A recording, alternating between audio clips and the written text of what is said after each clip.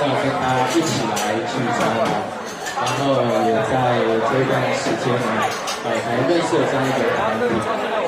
觉得呢，这个社会所需要的，就是大家要共同的认识好的朋友，用正向的思考，大家一起去努力，对不对？今天大家请饭我在希望也是很好。他这个慕容广这个大姐一直给我念菜，他想很快，然后带点去光去了就好没有？不过今天呢，这个是接近中秋了，对不对？我想一开始要带这首歌曲叫做《城里的月光》，那也希望大家的心中都满怀着一颗善良、慈善的月光，谢谢。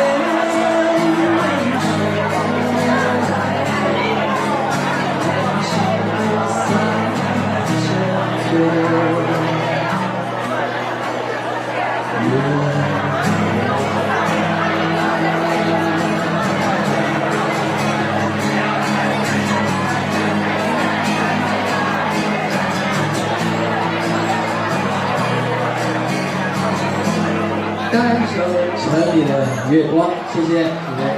啊，鼓掌。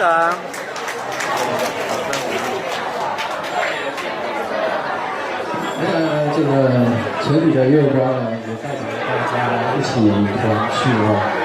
那么今天来还是蛮嗨的，你看现场这么的嗨，刚刚好像我没上台之前没什么热闹，对不对？现在在交流，谢谢大家的欢迎。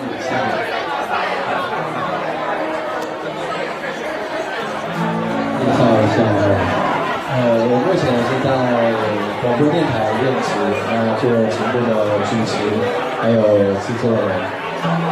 同时自己也喜欢音乐，所以常常偶尔发片。刚刚呢，我们这个前面很多算都是前辈，都有很多好的创作，事实上我都有合作然后自己呢，最近也推了这个算是单曲。我们在这个时代都是所网络时代，所以这个单曲呢，可能变成这个时代的一个主流。